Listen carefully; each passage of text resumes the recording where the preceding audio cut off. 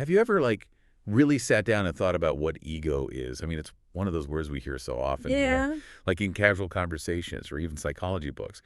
But do we really get it?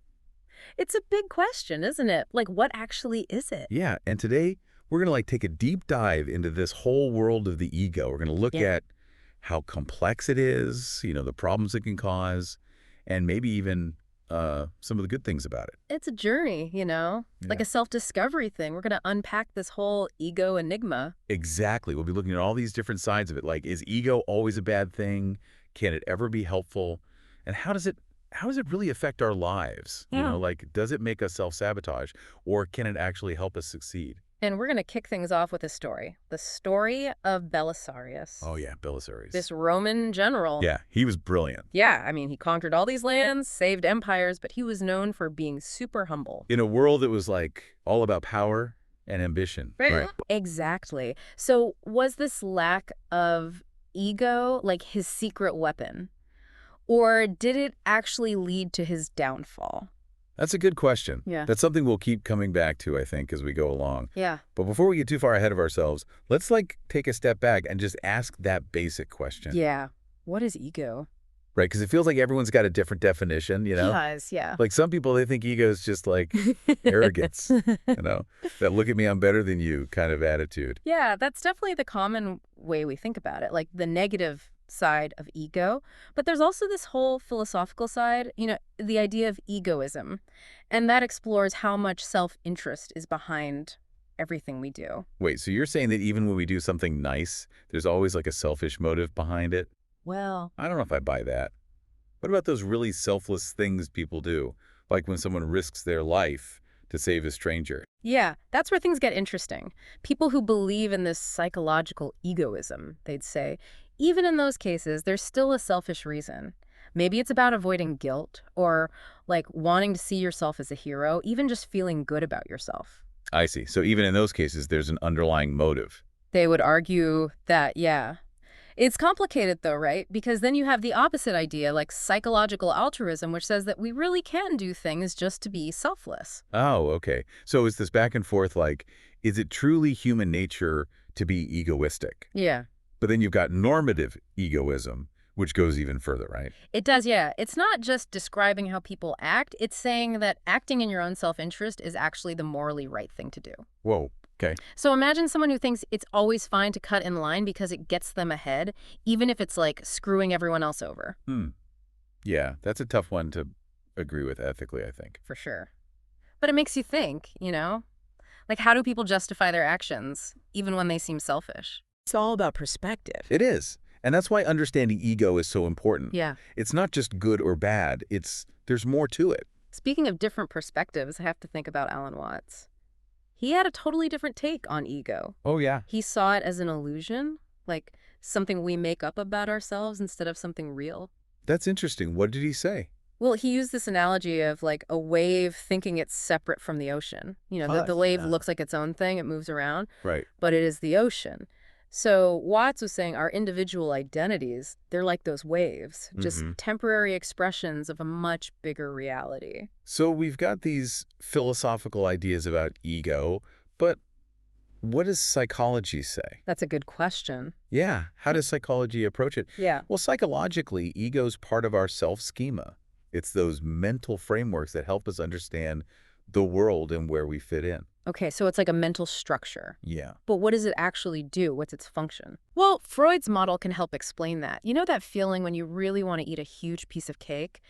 But then there's this voice in your head reminding you about your diet. Oh, yeah. All the time. That's your ego, trying to find that balance between your id that wants instant gratification and your superego that's all about restraint. It really is like a little angel and devil on your shoulders. Yeah. And your ego's stuck in the middle trying to keep the peace. Exactly. The id is all about instinct, pleasure, avoiding pain.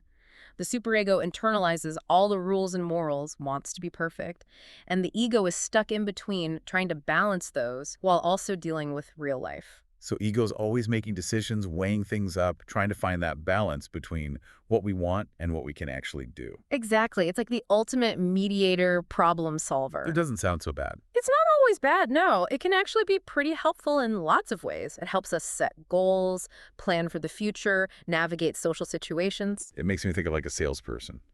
They need a certain amount of ego. They got to believe in themselves to deal with rejection and close those deals. Exactly. Even Alan Watts, he was all about transcending the ego, but he still needed it to become a philosopher, to search for meaning. So we have to be careful about just saying ego is good or bad. Yeah. It's more complicated. It can be both. It can be our friend and our enemy. It's like fire, right. Super useful when it's controlled, but when it gets out of control. Yeah. Destructive. Huh. And ego becomes our enemy when it gets too big, too rigid, and out of touch with reality. That's when things get interesting. Like when things don't go our way or we make choices we regret. Right. How often is that because our ego was in control? Probably more often than we want to admit. And one of the trickiest things about ego is that it can make us think we're being totally rational when really we're just protecting ourselves, avoiding being uncomfortable. What's that saying, right? Yeah. Ego is a master rationalizer. Exactly. But let's get specific. Like, how do we know when our ego is leading us down the wrong path? Yeah, what are the signs?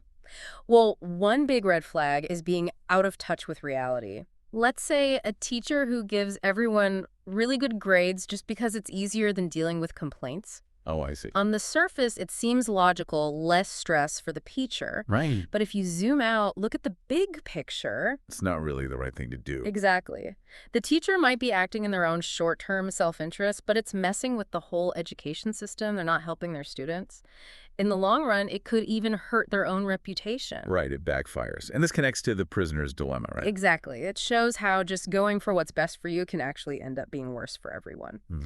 So the prisoner's dilemma, it's this idea from game theory. Okay. Picture this. Two people are arrested for a crime. They're in separate cells, can't talk to each other. Right. They each get offered a deal. Betray your partner, confess, you'll get a lighter sentence. If they both stay silent, they both get a pretty minor punishment. But if one confesses and the other doesn't, the one who snitched goes free, and the other gets the maximum sentence. So what's the dilemma? It seems pretty straightforward. Well, if you just think about your own self-interest, the logical thing is to betray the other person. Because no matter what they do, you're better off confessing, right? But here's the thing. If they both confess, they actually end up with a worse outcome than if they had both stayed silent and trusted each other.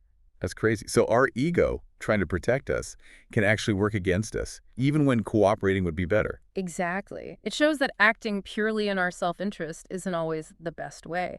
So how do we figure this out? How do we know when our ego is helping us and when it's hurting us? Yeah, that's the big question. So we've seen how an unchecked ego can lead to bad decisions, unintended consequences. But before we completely ditch the ego, we should look at the good side, right? Definitely. Can it be a good thing? Absolutely. And maybe one of the best examples of that is Belisarius. Oh, right. Belisarius. Yeah. The Roman general Yeah. who conquered all those places and, saved empires but stayed so humble. Exactly. Some people say that lack of ego was his biggest strength. It made him loyal, able to serve without needing the glory. Yeah, but some people say that lack of ego might have also been part of why he was betrayed. Yeah, maybe if he'd had a little more self-preservation, been more assertive, he could have avoided it. So it's about finding that balance, right? Mm. Like, we need some ego, enough to be motivated, to have self-worth, but not so much that it blinds us. That's the key, isn't it? And that's where self-awareness is so important. Self-awareness. So we can see when our ego's getting out of hand. Exactly. We need to step back and ask ourselves, what's really driving me here? Is this something I really want to do, or am I just trying to protect my ego? Like, when we worry more about seeming smart or successful than about actually learning. Yeah, exactly. And another tricky thing about ego is that it wants to tie our worth to things outside of ourselves. Okay, like achievements and stuff. Yeah, achievements, possessions, status, all that stuff that's not really what defines us. It's like we're always trying to prove ourselves. Yeah. Needing other people to approve of us Uh-huh. so we feel good. And that's where social media comes in. It's like this ego-feeding frenzy. Oh, cool. We create these perfect online versions of ourselves, chasing likes and followers. Like those are the keys to happiness. But it's never enough, is it? There's always going to be someone with more. It's a game you can't win. And it reminds me of this story, John Kennedy Toole. He wrote this amazing book, I think I've heard of The this. Confederacy of Dunces. Yeah. He couldn't get it published, became super discouraged, and tragically, he took his own life. Years later, his mom was able to get it published. It won the Pulitzer Prize. Oh, wow. That's so sad. It's like the book was great all along, but his ego couldn't handle the rejection. Yeah, he didn't have that belief in himself, that inner strength to get through it. So it makes you wonder, we've talked about how ego can be our enemy, but can it also be good? Can it help us?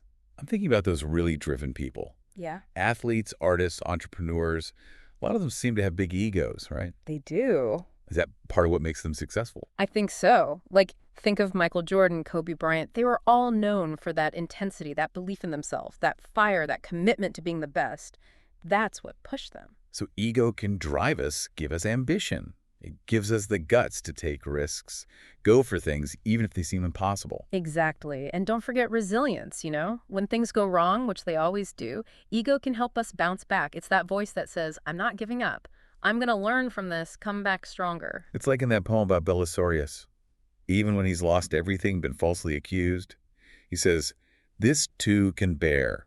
I still am Belisarius. It shows how powerful our identity is, that core sense of self, that even the worst things can't destroy. And maybe a healthy ego helps with that, It helps us hold on to who we are even when everything's falling apart. So we're back to balance again.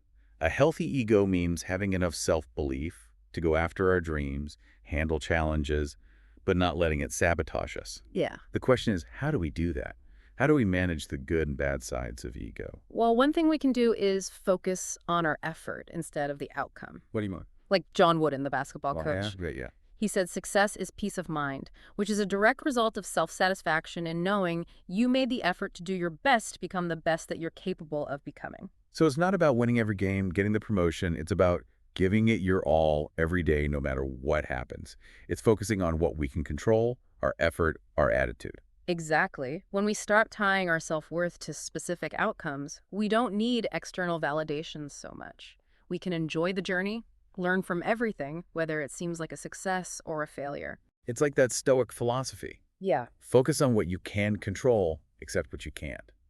It's a way to break free from that constant need for validation. And speaking of breaking free, another thing that can help is focusing on making other people successful. So instead of always trying to climb our own ladder, we help others climb theirs. Exactly. Remember Cyrus the Great founded the Persian Empire? Vaguely. Well, he said something really smart.